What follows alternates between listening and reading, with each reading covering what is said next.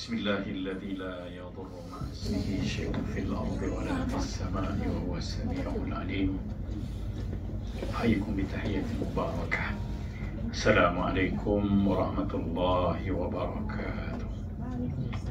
Alhamdulillahi nahmaduhu wa nasta'inuhu wa nastaghfiruhu wa nastahdihi wa natawakkalu alayhi wa natubu ilayhi wa na'udzu billahi min shururi anfusina ومن سيئات أعمالنا من يهده الله فلا مضل له ومن يضلل فلا هادي له أشهد أن لا إله إلا الله وحده لا شريك له أشهد أن محمدا عبده ورسوله اللهم صل على سيدنا محمد وعلى آله وصحبه أجمعين اشرح لي صدري ويسر لي أمري واحلل عقدة من لساني يفقهوا قولي سبحانك لا علم لنا إلا ما علمتنا إنك أنت العليم الحكيم لا حول ولا قوة إلا بالله العلي العظيم أما بعد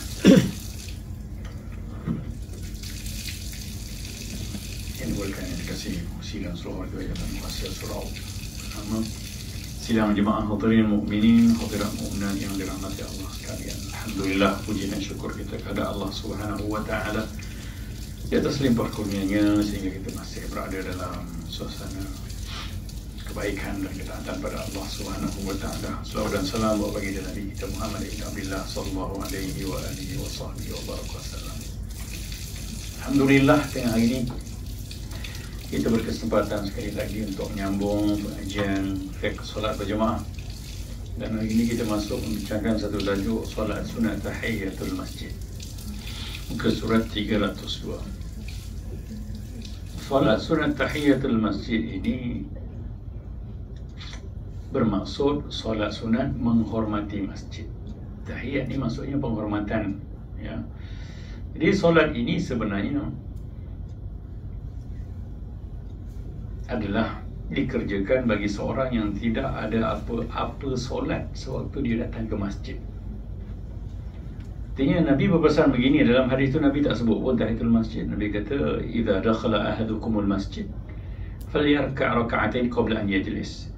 Apabila salah seorang kamu masuk ke dalam masjid, maka hendaklah dia rukuk 2 rakaat sebelum dia duduk. Solat tahiyatul masjid adalah solat yang kita kerjakan secara berasing dengan 2 rakaat. Andai kata tidak ada solat-solat yang berkaitan pada waktu itu, yang penting jangan duduk sebelum solat.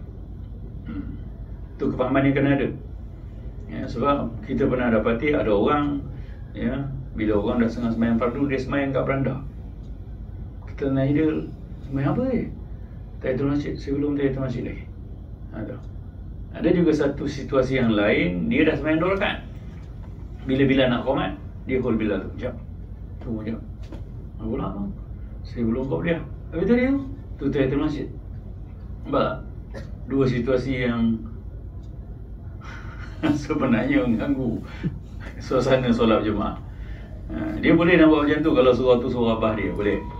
Tapi kalau surah ni surah untuk ramai orang, tak boleh lah buat macam tu. Sebab orang sembahyang pada waktunya, on time, orang nak sembahyang dan orang nak begadang. Jadi kalau sembahyang tu tak apalah, di surah abah aku nak buat macam mana pun tak apa. Tapi lepas tu orang tak datang lah surah tu, dia dengan abah dia je lah sembahyang. Soalan yang ditimbulkan itu maklumat awal tentang tahiyatul masjid, ya, dan Nabi tak sebut pun tahiyatul masjid. Nabi sebut jangan duduk melainkan dah rukuk 2 rakaat. Seorang telah sampai ke masjid dan azan telah pun selesai dilakukan pada waktu itu. Adakah dia perlu tunaikan terlebih dahulu solat sunat tahiyatul masjid, ya, dan kemudian solat qabliyah, atau sebaliknya? Bagi menjawab soalan ini, perkara kita al-ashbah an-nadhair Suyuti, ya, dalam kaedah fiqah yang disebutkannya, yang kaedah ke-9 menyebut idza ijtama'a amrani min jinsin wahid, apabila berhimpun 2 perkara dan jenisnya sama, satu, walam yakhtalif maqsuduhuma, dan tak berbeza pun matlamat tujuan dia, dakhala ahaduhuma fil akhar ghaliban, maka masuklah satunya kepada yang kedua. Tu biasanya begitu. Contohnya dia bagi lau dakhala al-masjid wa shalla al-fardha dakhalat fihi at-tahiyah. Bila mana dia masuk masjid dan dia sembahyang fardu terus, maka masuklah padanya sembahyang tahiyatul masjid, sebab dia belum duduk. Itu ceritanya. Jadi menurut kaedah ini kita dapat simpulkan bahawa seorang yang masuk ke dalam masjid dan terus menaikkan solat fardu, dia tetap akan mendapat pahala tahiyatul masjid. Kerana tuntutannya telah termasuk dalam solat fardu. Lebih-lebih lagi solat sunat qabliyah yang turut memasukkan tuntutan tahiyatul masjid ke dalamnya. Jadi begitulah. Jadi kita ni taklah. Boleh tak nak buat? Boleh, tapi tengoklah, jangan ganggu orang lain. Contohnya memang kita datang awal sebelum azan. Tak ada masalah lah memang. Itu tahiyatul masjid berasing lah. Dan tak betul pun kalau kita duduk dan tunggu azan, buat tu bangun sembahyang dah habis dah. Dah tak ada tahiyatul masjid bila mana kita dah duduk Syarat menghormati masjid tu macam kita datang rumah orang, bagi salam kat luar. Dah masuk takkan nak bagi salam ni, Assalamualaikum, Assalamualaikum, gila ke apa? Kan? Macam tu je lah, tempat dia dah tak kena. Jadi kalau betul nak hormat masjid, kena buat apa saja. Dan maksudnya, apa saja solat yang kita kerjakan sebelum duduk, itulah tahiyatul masjid. Itulah penghormatan pada masjid. Sebab Nabi, dengan hadis yang kita bacakan tadi, Nabi berkatakan, apabila seorang kamu masuk ke dalam masjid, maka hendaklah dia rukuk, kerjakan solat 2 rakaat sebelum dia duduk. Ketika menghuraikan hadis ini, Imam Nawawi berkata, kandungan hadis ini menunjukkan hukum sunat pada solat tahiyatul masjid adalah sebanyak 2 rakaat dan turut sunat di sisi ijma' orang Islam, para ulama. Qadhi Iyad menukilkan daripada Daud dan para ulama'nya bahawa solat tahiyatul masjid adalah wajib. Ini Imam Daud Al-Zahiri. Ini memang satu pendapat yang agak keras, tapi dah tak ada orang pakai dah. Sebab Nabi suruh tu. Jadi siapa yang tak sembahyang tahiyatul masjid, tak sembahyang ada apa sembahyang, dia datang sembahyang masjid, terus sandor kat dinding main game, dosa. Ni ramai anak-anak kita. Sebab tu kita ada tanggungjawab tau sebenarnya. Bila mana anak-anak kita suruh dia ke masjid, sepatutnya pergi tu dengan sedikit pesanan. Nanti sampai masjid, sembahyang tau 2 rakaat dulu tahiyatul masjid. Lepas tu bekalkan dia sikit ke untuk duit, untuk dia hormat masjid. Ni ada RM1 ni, kau masukkan dalam tabung ni, RM1 je bang, pakai duit kau lah. Kan, minta banyak-banyak lah. Sebab kita dulu nenek kita, mak kita suruh kita ke masjid, bagi duit 10 sen, semua masuk tabung tu. Jadi ingatan tu ada. Lagi satu, kita ni daripada kita masuk tabung, baik bagi anak kita, ada 2 pahala. Pahala didik anak kita, memang duit kita, kan. Pahala dapat, pahala sumbangan tu kita dapat, derma tu kita dapat, dan pahala mendidik anak. Dan sepanjang masa selama mana anak tu jadi begitu, bersedekah dengan sebab didikan kita, sampai kat kubur so kita dapat pahala. Jadi sharing lah dengan anak-anak supaya dia orang tahu disiplin masjid ni, dan akhirnya mereka dapat mewariskan pahala untuk kita. Jadi Imam Daud Al-Zahiri ni bukan dia saja-saja, tapi dia sebab mungkin feel dia kepada penghormatan masjid ni, bagus juga dia kata gitu. Artinya bukan tak ada ulama yang sangat tegas tentang kehormatan masjid, ada. Selain itu, hadis ini juga menunjukkan secara jelas bahawa perbuatan terus duduk sebelum mengerjakan solat adalah makruh tanzih. Makruh tanzih ni lebih berat daripada makruh biasa. Jadi makruh yang mendekati pada haram, makruh yang sepatutnya kita hindari betul-betul, berusaha hindari. Artinya janganlah duduk. Dan tak ada sebab pun nak duduk dulu, kecuali kita cacat. Bayang duduk memang tak ada masalah. Memang pakai wheelchair, macam mana dia duduk. Maka solat sunat tahiyatul masjid juga sunat dilakukan pada bila-bila masa sahaja. Bila seorang itu masuk ke dalam masjid. Inilah pendapat muktamad dalam mazhab kita dan mazhab sekumpulan ulama yang lain. Apatah lagi, sembahyang sunat tahiyatul masjid ni memang tak ada waktu larangan. Sebab di antara solat yang sebabnya terdahulu. Solat-solat sunat yang sebabnya terkemudian saja yang tak boleh kita sembahyang pada waktu-waktu yang haram, yang dilarang 4 waktu, 5 waktu tu. Tapi tahiyatul masjid kan kita masuk masjid dulu. Artinya sebabnya dahulu. Kita menghormati masjid sebab kita masuk masjid. Mana ada orang sembahyang tahiyatul masjid kat parking kan? Abang sembahyang apa ni? Tahiyatul masjid. Sembahyang masjid sembahyang kat parking kan? Tak ada. Tak gila ke orang mak ni kata kan? Jadi sebabnya memang terdahulu sembahyang sunat wudu, sembahyang sunat istisqa, maka itu sembahyang-sembahyang sebabnya terdahulu, maka kita boleh kerjakan walaupun pada waktu yang terlarang. Ada waktu yang dilarang apa? Contohnya menjelang solat zuhur, matahari betul-betul tengah langit. Katalah zuhur pukul 1.30, pukul 1.20 kita sampai masjid. Boleh dia tak ada masalah. Walaupun waktu tu Allah sembahyang sunat mutlak, sembahyang sunat tasbih tak boleh. Begitulah. Namun demikian Imam Abu Hanifah, Al-Auza'i dan Al-Layth yang pula mengatakan hukumnya adalah makruh apabila dikerjakan pada waktu-waktu yang ditegah solat. Dia pegang yang itulah. Maka para ulama mazhab Syafi'i menjawab doa ini dengan mengatakan bahawa larangan tersebut adalah pada solat-solat yang tidak mempunyai sebab. Hal ini kerana Nabi Muhammad SAW pernah menaikkan solat 2 rakaat selepas fardu asar sebagai ganti kepada solat zuhur yang ditinggalkan oleh baginda. Maka solat yang mempunyai sebab boleh dikerjakan, ya, pada waktu-waktu terdedah untuk disolat. Kita dah huraikan tadi, ya, sebabnya terdahulu atau memang ada sebab. Sebenarnya Rasulullah SAW tidak pernah meninggalkan solat tahiyatul masjid dalam apa juga keadaan sekalipun. Kalau ikut pada Nabi SAW, ya, artinya Rasulullah tak pernah tinggal menghormati masjid. Sebab tu Rasulullah pesan, jangan duduk melainkan kamu dah solat paling kurang 2 rakaat.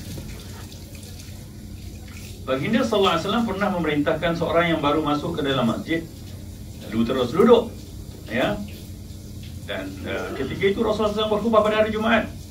Ya, baginda perintahkan, ya, bangun dan kerjakan tahiyatul masjid. Tengah khutbah tu, Nabi Imam ini jangan buat pula, kan. Bangun khutbah. Kau salah ke tak? Khutbah tu lah. Gaduh pula dengan Pak Imam. Kau sunnah Nabi tegur. Artinya benda ni penting lah. Mungkin kerana hadis ini, memang hadis ni popular. Dulu masa saya belajar lah, saya pernah buat perbahasan ni, ya, buat kajian tentang perbahasan di mana lebih utama, yang ketika khatib sedang berkhutbah, ya, tahiyatul masjid juga ke atau terus duduk. Yang rajihnya memang inilah, kena tahiyatul masjid juga, tapi ringkaskan, jangan, ya, lambat-lambat, dan mencari ruang yang jangan mengganggu konsentrasi imam dia. Jangan buat sembahyang depan dia tu tengah khutbah tu buat lambat-lambat pejam-pejam mata pula. Memang kena. Sedangkan sebagaimana kita ketahui bahawa solat ketika khatib sedang berkhutbah adalah dilarang, melainkan solat sunat tahiyatul masjid ni memang, ya, Rasul tak bagi larang. Tapi tahiyatul masjid kerana peranan, ya, watak kita yang menghormati rumah Allah ni, sampai ketika khutbah pun masih Rasulullah suruh bangun untuk mendirikan tahiyatul masjid. Sekiranya solat sunat ini harus ditinggalkan pada waktu-waktu tertentu, nescaya akan ditinggalkan oleh lelaki tersebut kerana dia telah duduk. Tapi oleh sebab dia tidak mengetahui hukum solat ini yang perlu dilakukan sebelum duduk, itulah sebabnya Nabi SAW memutuskan khutbah dan menyuruhnya menaikkan tahiyatul masjid. Sekiranya tidak penting pada setiap waktu, nescaya baginda tidak akan mengambil berat dan tak tegur lagi, gitu kan. Jadi begitu sekali tuntutan tahiyatul masjid. Dan ialah sebenarnya tahiyatul masjid ni membawa feel perasaan kita sedar kita kat masjid, kan. Kita pergi sana kita hormat di sana, pergi rumah orang pun kita hormat, pergi pejabat orang pun kita hormat. Takkan rumah Allah kita tak ingat. Hari-hari ni anak-anak kita makin tak hormat lah. Ya, parking baik untuk sadar main game terus. Dia sama je. Kedai mamak, ya, tempat karaoke, tempat dia lepak dengan masjid sama. Anda sidai belakang tu, rupanya main game sebab masjid ada wifi lagi best. Itu mana nak, siapa nak pergi menegur tu. Menegur dia lagi tu kau tak datang, pergi cek suara lain pula. Gitu je lah. Maka mak bapak sendirilah kena menegur, cakap tentang benda ni, ya, supaya kita dapat melahirkan generasi yang pandai, yang membesarkan Allah Subhanahu wa ta'ala. Kaedah melakukannya. Mengenai kaedah melakukannya pula diisyaratkan untuk berniat mengerjakan solat sunat tahiyatul masjid kerana secara khusus, ya, tak perlu niat tahiyatul masjid lillahi ta'ala. Bahkan medai dengan solat 2 rakaat, sama ada solat apa saja pun, sebelum duduk syaratnya, maka dia tahiyatul masjid lah. Tapi kena ada maklumat lah. Maknanya kita kena ada ilmu, ada kesedaran, oh ini aku belum duduk, ni solat tahiyatul masjid aku. Ya, dan kena tukar dalam kepala kita. Tahiyatul masjid artinya penghormatan pada masjid. Aku kena hormat masjid, ya. Orang Hindu pun hormat kuil, yang orang Kristian pun hormat gereja. Maka kita ada gaya kita sendiri, cara kita sendiri, sunnah Nabi, hormat masjid dengan solat. Ada Allah dulu lah, masuk rumah Allah, kan. Kamu buka handphone dulu. Sekiranya seorang itu menggabungkan niat, iaitu niat solat sunat tahiyatul masjid dan solat fardu dalam solat, maka solatnya sah dan dia mendapat pahala kedua-duanya. Ya, dia sembahyang zuhur, dia niat dalam hati juga, inilah tahiyatul masjid, sah. Namun demikian, jika dia menaikkan solat jenazah, sujud syukur, sujud tilawah atau solat satu rakaat dengan niat tahiyatul masjid, maka dia tidak mendapat pahala tahiyatul masjid. Kenapa? Fal raka'ataini, kita pilih 2 rakaat. Solat jenazah tak ada rukuk, sujud syukur tak ada rukuk, sujud tilawah tak ada rukuk, solat satu rakaat bukan 2. Jadi tidak terangkum daripada maksud hadis Nabi tadi. Artinya hormat masjid paling kurang 2 kali rukuk, 2 rakaat. Rukuk merujuk kepada rakaat. Sebab tu maghrib 3, sebab 3 kali rukuk.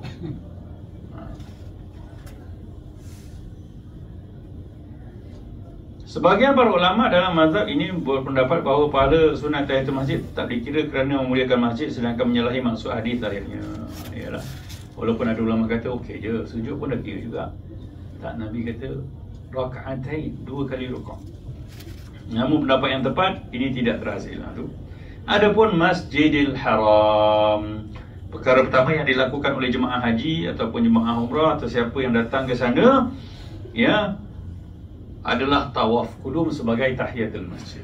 Menghormati Masjid Haram bukan solat tahiyatul masjid, tapi tawaf. Maka itulah tahiyatul masjid, Masjidil Haram.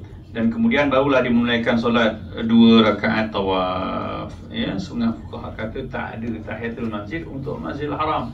Maka datang setiap kali masuk kena tawaf. Tapi orang Malaysia standard bang, mana larat dia. Dia tawaf kidai larat lah. Tawaf setiap kali masuk Masjidil Haram nak idak dia sandar terus. Cari parking baik kan, ujung-ujung slipper sebelah tu, slipper yang penting jaga. Dia masuk hari ketiga keempat dia dah lemau gitu. Hari pertama semangat kan. Dia tengok geng kan, kalau geng lagi merayau, kain cari jubah, cari selendang, cari memang habis lah. Tak ada saya jarang jumpa orang Malaysia yang pergi umrah tu betul-betul dengan disiplin, betul-betul nak ibadah, hargai peluang tu. Dia sibuk je, tanya beli kat mana, dapat ni kat mana.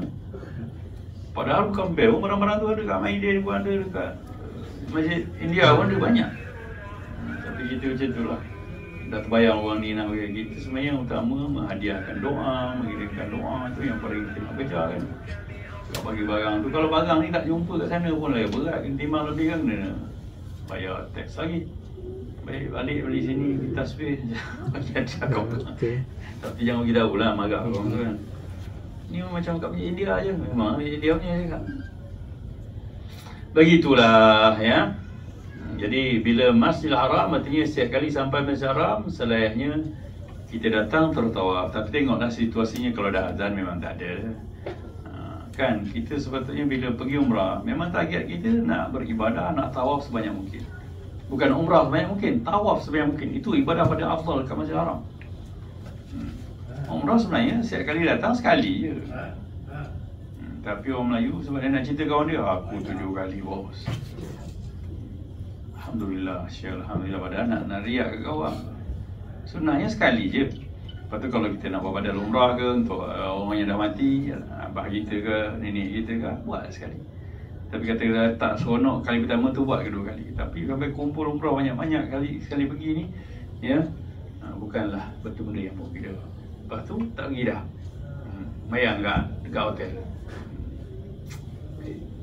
Jadi banyakkan tawaf. Bila kita nak banyakkan tawaf, senang je, pergilah awal kan, pergi awal. Ya, sebelum waktu semayang tu setengah jam tu, kita dapat tawaf sunat. Lepas tu semayang duduklah tunggu waktu solat. Lepas solat balik. Itu saja. Itulah pun tujuan kita pergi Masjidil Haram, sebab semayang kat sana. Ini gandaannya 100,000. Beli gandaan. Rugi kalau kita tak dapat buat benda yang betul ketika mana dah Allah bagi rezeki ke sana. Bagaimana status atau taraf sebuah masjid yang disunatkan untuk tahiyatul masjid ketika seorang masukinya? Kan ada perbahasan, boleh ke tahiyatul masjid ni? Ya, kat belakang Petronas Surau tu boleh tahiyatul masjid tak? Pengarah kita Haiyatul Syarqawi Al-Tahrir menjawab soalan ini dengan bermaksud, ya, dan merangkumi semua itu kawasan masjid ialah masjid-masjid yang bercantum dengan Masjid Azhar dan Masjid Masjid tak ada masalah kan. Tapi kalau dua bangunan masjid itu memang dikira dua masjid, maka ya, dua-dua masjid itu boleh 2 kali tahiyatul masjid lah. Tidak disyaratkan sebuah tempat itu diyakini sebagai masjid, bahkan memadai sangkaan kuat dalam keadaannya walaupun ijtihad masing usaha. Ya, ia ke masjid ke tidak ni? Tapi kita boleh tahu kan.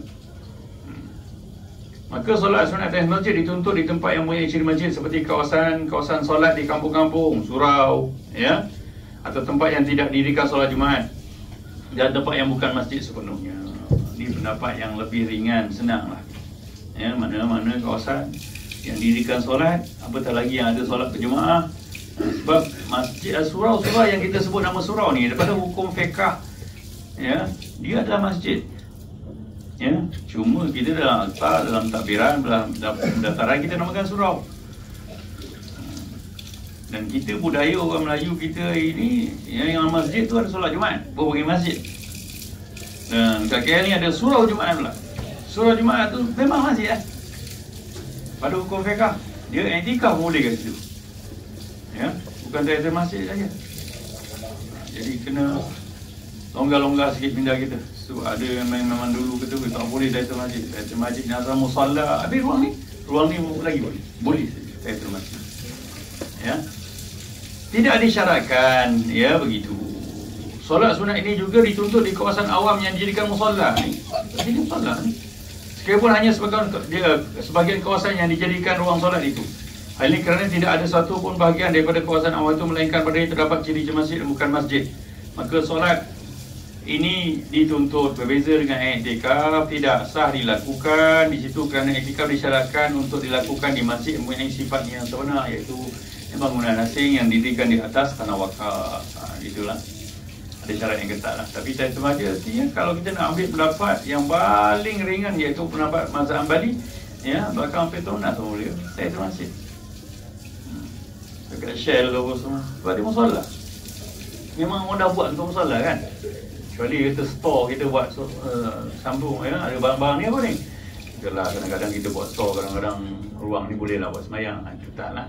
Ini tempat yang dikhaskan, boleh. Tidak termasuk kawasan masjid itu sekolah-sekolah, rumah-rumah, tembangan, kuartus. Jadi tak boleh kata semayang kat rumah tu semayang tahiyatul masjid lah, orang duduk kat kuartus je. Tak boleh. Tanah-tanah sempadan, tanah wakaf, tanah khairat, tanah kuburan. Jadi itu bukan ruang masjid. Ya, jika masjid dibina dengan simen dan batu-batu, dibuat dinding di tanah yang disewa lalu diwakafkan untuk masjid, maka perbuatan wakaf itu sah dan solat tahiyatul masjid perlu didirikan di situ. Kalau bersambung lah. Apa yang dimaksudkan dengan perasaan yakin pada kawasan yang dikira sebagai masjid atau melalui sangkaan sahaja seperti yang disebut sebenarnya ialah mengetahui dengan yakin tentang sahnya wakaf atau melalui sangkaan sahaja. Pada adat kita kalau ada masjid lama, mestilah tanah wakaf. Bukanlah tandanya dikenal dengan menara hiasan, ya. Tapi memang kita tahu itu adalah, ya, kawasan yang dibina untuk ruang. Sebagai tambahan untuk menguatkan dakwaan, pembaca boleh rujuk kitab Mu'tabar ni. Selesai bab tu. Ya, solat tahiyatul masjid ketiga iqamat. Macam mana ni? Ya, bila tak nampak kot kita tengah tahiyatul masjid, ya. Bila iqamat? Adakah solat tahiyatul masjid atau solat qabliyah perlu ditunaikan jika waktu iqamat sudah hampir atau iqamat telah dilakukan? Pengarang kitab Faidul Ilahil Malik berkata, dan apabila seorang masuk ke dalam masjid sedangkan imam, ketika itu imam telah masuk, artinya imam telah bersedia untuk mengimamkan solat berjemaah, atau muazzin sedang melakukan iqamat untuk menunaikan solat, maka makruh bagi orang yang baru masuk ke dalam masjid atau yang telah berada dalam ruang solat itu menunaikan apa juga solat sunat. Makruh. Ya, tak elok buat. Bukan hebat, tak elok. Apatah lagi kalau dia sembahyang dekat solat pertama ni. Bila nak qomat dia bangun Allahu Akbar. Ya. Ya. Katanya solat sunat tahiyatul masjid, solat sunat rawatib dan selain kedua-duanya itu adalah solat sunat yang lain. Sesungguhnya solat sunat dimakruhkan berdasarkan hadis Muslim.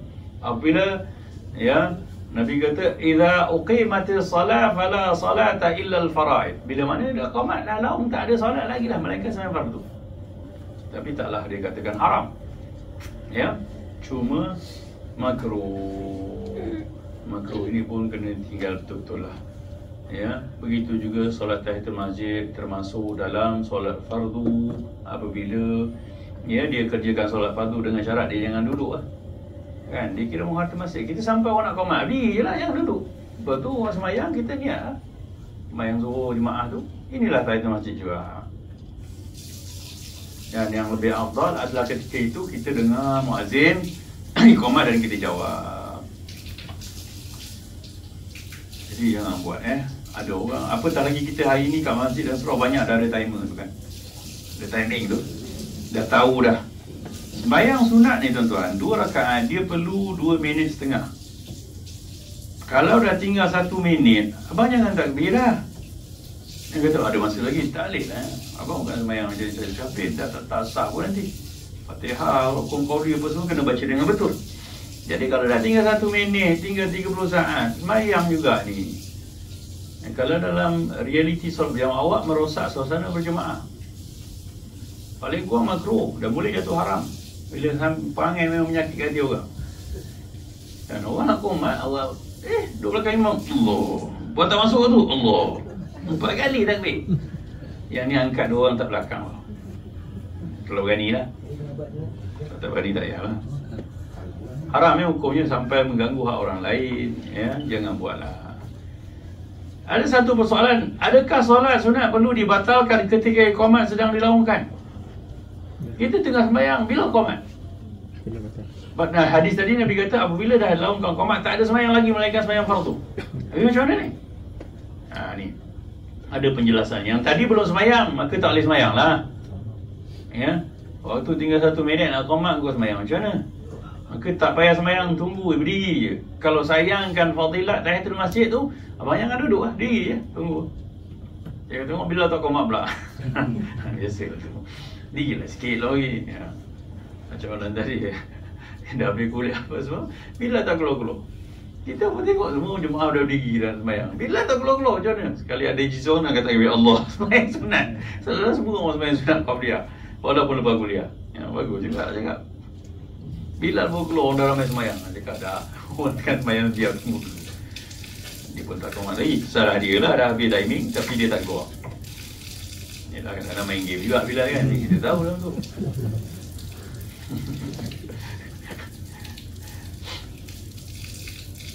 Jadi macam mana ni? Ya, adakah kita nak batalkan solat bila mana kita tengah sembahyang bila qamat? Bagi menjawab soalan ni kita tengok apa yang disebut oleh pengarang kitab Fathul Bari Imam Ibn Hajar. Ya. Maksud umum hafzah Nabi tadi adalah maka tiada solat melainkan sembahyang fardu. Oleh mereka yang mengatakan seorang itu perlu memutuskan solat sunat apabila iqamat untuk solat fardu dilakukan. Ini adalah apa yang dikatakan oleh Abu Hamid Imam Al-Ghazali dan selainnya dalam kalangan mazhab Syafi'i. Jadi ada fuqaha kata memang bila Nabi kata tak ada sembahyang dah melainkan sembahyang fardu, kamu tengah tahiyatul masjid pun berhenti masuk solat. Artinya kalau kita buat begitu ada asalnya, ada sandarannya. Ada juga pendapat yang mengatakan ia perlu dibezakan di antara orang yang takut luput solat fardu berjemaah, maka dia perlu memutuskan solatnya. Artinya kalau dah memang dia tahu imam tu baca laju ke ataupun tapi ya tak ada kot kerisauan yang berlaku, barulah batalkan ya. Tapi kalau dia tak risau luputnya fadilah berjemaah, maka solat sunatnya tak perlu diputuskan. Ya, artinya dia habiskan je lah, nanti dia join lah sembahyang. Kan? Sebab kalau difahami dalam maksud solat, takbiratul ihram tu antara takbir, bila seorang dah bertakbiratul ihram, apa maksud takbiratul ihram? Takbir yang mengharamkan. Antara benda haram yang kita lakukan adalah apabila kita memutuskan solat, menamatkan, membatalkan solat sebelum berakhir solat. Maka ada 2 kontradik kat sini. Maka dibagi indikator, tengok kalau sampai tertinggal fadilah berjemaah maka batalkanlah. Tapi kalau tak risau dan memang itu pun takkan risau, tak mana ada orang yang laju sangat. Dan tahiyatul masjid ni kan 2 rakaat sekejap je. Ya. Maka sempurnakanlah tahiyatul masjid masih bagi. Sekiranya seorang itu masih dalam solat sunatnya, maka dia perlu menyempurnakannya jika dia tidak bimbang luputnya berjemaah. Disebabkan dia menyempurnakan solat itu. Jika tidak, ya, kalau dia bimbang luputnya berjemaah, maka disunatkan dia memutuskan solatnya dengan segera menyertai jemaah, selagi mana dia tidak menaruh harapan adanya jemaah lain yang akan datang selepas itu. Ya. Ustaz, kalau nak putuskan sembahyang sunat tu Ada sebab ada hadis tadi. Tak ada jangan beri salam lah. Itu semayang mayat, semayang jenazah. Kita pasal-pasal tengah beristirahat. Jangan begitu. Habis je, jalan je. Niat dalam hati, aku nak semayang fardu dah sekarang. Ya? Atas faham kita tak? Tengok ada pembahasan lagi. Sebab itu pengarang kita I'anatul Talibin menghuraikan kata-kata pengarang kita Fathul Mu'in. Fathul Mu'in dia punya matan ya. I'anatul Talibin ni syarah dia dengan lebih mendalam. Ustaz Zahidroh apa-apa semua rujuk sini banyak. Ustaz Zahidroh ni dia nampak je macam tu, tapi kitab-kitab Arab ni semua yang fiqh dia baca. Ya. Dia punya alim tu tuan-tuan, saya pernah cari yang dia cakap tu rupanya dalam kitab. Dia kata kalau kita masuk semayang, ada orang tanya, kita masuk semayang, imam dah tengah tahiyat akhir, kita takbir Allahu Akbar, imam beri salam, dapat tak rakaat? Dia kata tengok siapa habis dulu. Kalau kita bar dulu, roh kita sebut bahawa imam Assalamualaikum, kita dapat rakaat. Kalau imam dah kum, kita bawa Allahu Akbar tak habis lagi, maknanya kita tak dapat rakaat. Saya kata mana detail semayang macam ni? Rupanya dalam I'anatul Talibin. Hebat. Nampak jadi lawak-lawak itu tu. Tapi itu memang power ya, bukan main cakap-cakap je. Dan nak jadi macam tu memang kena duduk pondok lah, kena telaah. Kalau sakat ngajar buka-buka kita dapat. Nak menghormati ulama lah, gitu je. Apa kata pengarang kitab I'anatul Talibin? Makruh bagi mereka yang ingin mengerjakan solat jamaah untuk melakukan tahiyatul masjid selepas atau sebelum iqamat dilakukan. Ya, itu tadi waktu dah tinggal 1 minit kau sembahyang, makruh. Bila dengar Allahu Akbar kau sembahyang juga, makruh. Itu tak buat. Yang kedua, hukum makruhnya makruh tanzih, makruh yang sangat ditegak. Jangan buat. Yang ketiga, tawaf di Masjidil Haram adalah sama seperti solat sunat dalam keadaan ini. Tahiyatul masjid dengan tawaf sama. Cuma kalau kita ni dah ada keuzuran, ada orang tanya, tapi kalau dah tak larat nak tawaf, boleh tak tahiyatul masjid? Boleh. Ada ulama kata harus ya. Jangan tak sembahyang langsung. Dah tak boleh tawaf, tu duduk je lah terus lagi tak. No kan. Baik tahiyatul masjid juga. Yang keempat, sunat menyempurnakan solat sunat yang sedang dikerjakan, sama ada solat sunat ni adalah solat rawatib atau sunat mutlak jika seorang tidak bimbang luput di berjemaah. Ukuran kepada fadlan ialah sebelum imam memberi salam. Tentu memang sempat. Kan? Tapi jika bimbang, imam akan beri salam sebelum dia habis tahiyatul masjid. Ni tahiyatul masjid ni apa tak tahu. Tak ada kebimbangan ni rasanya. Maka dia boleh dan disunatkan memutulkan solat. Sekiranya hati cenderung mengatakan bahawa ada jemaah lain akan datang selepas imam kata sembahyang laju pun, maka dia bolehlah menyempurnakannya. Ya. Maka kita beginilah. Saya cadangkan ada satu ustaz mencadangkan, kalau kita baru bermula, tiba-tiba imam qomat, Bilal qomat, Allahu Akbar kan, kita buat apa? Betul Allahu Akbar, maka tak apalah, batalkan solat. Yang ni sebab ada hadis, kita jangan. Tapi kalau kita dah rakaat kedua kan, continue je lah pergi habis. Gitu. Dan tak ada orang tarik telinga kita kan, macam dah qomat mayang apa lagi. Tak ada. Try lah buat kalau orang ni. Maka kita bebas, tapi kita kena ada maklumat lah. Sebab dua-duanya harus dengan hadis, dengan ya, cadangan fuqaha. Maka kita tengok realiti kita. Tapi sebenarnya atas realiti tu sebenarnya kita boleh je sempurnakan. Cuma mungkin kita ni sembahyang di ruang depan, kan, mengganggu suasana berjemaah, maka boleh saja kita batalkan. Kalau sembahyang kita tu masih di rakaat pertama, masih di awal. Tapi kalau dah rakaat kedua, saya cadangkan continue je lah, habiskan. Ya, tak payahlah poyo sangat. Ya, tu nak masuk nonong tu, padahal yang khutbah tu pun sembang lagi yang satu. Okay, selesai bab tu. Solat tahiyatul masjid ketika khutbah, mana lebih utama? Nak tahiyatul masjid ke nak duduk terus ketika khatib sedang membaca khutbah? Pengarang ini perbahasan ni panjang ni. Ada hadis, maka disunatkan di sisi mazhab Syafi'i, tahiyatul masjid tetap disunatkan bagi mereka yang masuk ya ketika khatib sedang baca khutbah. Ya, ni hadis yang tadi. Ja'a rajulun an-nabiy sallallahu alaihi wasallam yakhutubu an-nas yaumal jumu'ah faqala asalaita ya fulan, qala la qum farka' rak'atain. Nabi tengah berkhutbah, tiba-tiba seorang masuk, dia turun duduk. Nabi kata, kamu dah sembahyang belum? Sembahyang 2 rakaat. Ya. Maka dia kata belum. Nabi kata bangun, sembahyang 2 rakaat. Nabi suruh tak apa kita bangun. Kalau Pak Imam sekarang nak buat itu, tak payah Imam. Kau salam je. Tak buat dia cakap. Jangan gaduh pula. Jadi tak payahlah suruh macam ni. Kita nak tahu cukup, ya. Artinya ada hadis Rasulullah. Dia sebabnya kita kena faham lah, masjid perlu dihormati, itu je. Ya.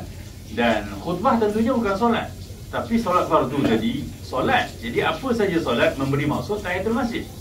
Tapi khutbah dia tak memberi maksud tahiyatul masjid, sebab Nabi kata rukuk 2 rakaat. Jabir meriwayatkan lagi, Rasulullah SAW bersabda ketika idza jaa ahadukumul wal imam yakhutub wa qad kharaja falyusalli rak'atain. Ya, apabila Rasulullah kata apabila kamu datang, dan Rasulullah bercakap ni ketika khutbah, mungkin dia mengulas kata-kata orang tadi yang suruh semayang tu kan. Dan imam sedang berkhutbah ataupun imam dah keluar untuk baca khutbah, maka tetaplah dirikan juga semayang 2 rakaat.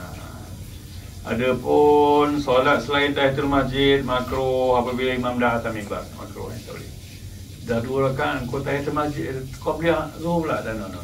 Cukup tahiyatul masjid saja. Itu kena ada. Kalau Bangla kita tengok kan, dia semayang dia memang banyak Bangla ni.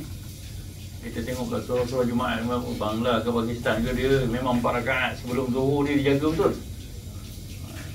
Jadi kalau dah Bilal dah imam atas mimbar, dia hanya boleh tahiyatul masjid sajalah. Kalau dia nak niat itu qabliyah, niatlah qabliyah dengan tasbih, tapi 2 rakaat saja, tak boleh lebih. Manakala Imam Abu Hanifah dan Imam Malik kata jika imam telah keluar menuju ke arah mimbar, apa juga solat tidak dibenarkan lagi, tidak ada tahiyatul masjid dan makruh hukumnya. Jadi ini pendapat Abu Hanifah dan Malik. Tadi mazhab Syafi'i dan Hanbali. Maka kita kat sini, ya, Syafi'i maka kita bolehlah sembahyang, tapi adabnya sembahyang tu ringkaskan.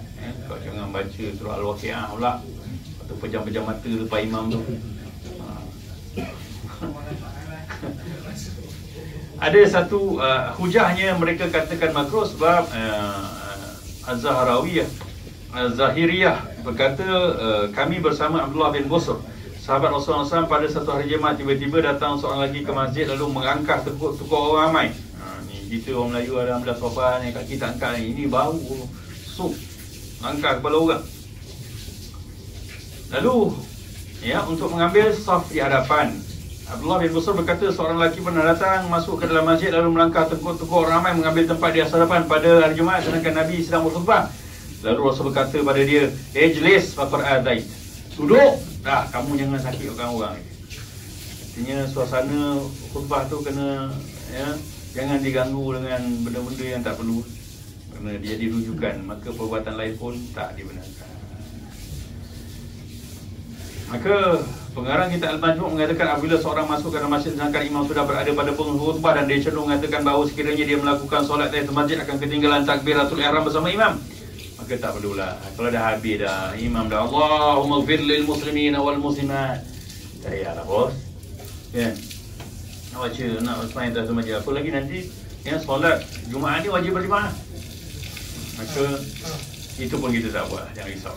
Namun jika dia cenderung mengatakan bahawa sekiranya dia kerjakan solat pun dia masih sempat lagi bersama imam bertakbiratul ihram, maka dia boleh yang menaikkan tahiyatul masjid. Artinya ada pertimbangan wajar kita sendiri lah.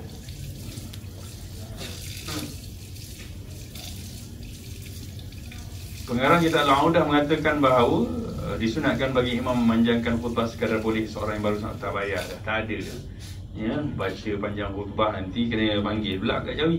Tak ada tu, ya, cerita ni tak ada kat kita. Zikir menggantikan solat tahiyatul masjid. Ada zikir ke?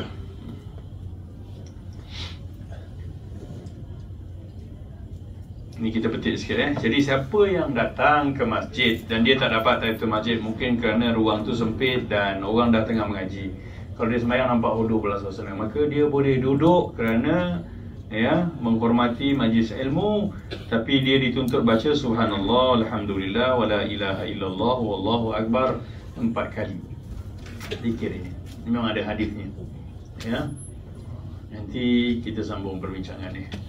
Jadi selepas kita sembahyang ba'diyah, sembahyang fardhu, kita akan terus bertahlil untuk arwah Haji Madian Muhammad Sijili dan Hajah Kasama binti Hanafi, insyaAllah. Hajat bunda kepada bonda ibu dan bonda dan bapa kepada Amrizan Madian. Bismillahirrahmanirrahim. Alhamdulillahirabbil alamin wassalatu wassalamu ala asyrafil mursalin sayyidina Muhammadin wa ala alihi wa sahbihi ajma'in. Allahumma allimna ma yanfa'una wa anfa'na bima 'allamtana. Rabbana zidna 'ilman warzuqna fahman walhamdulillahi rabbil alamin. Assalamualaikum warahmatullahi wabarakatuh.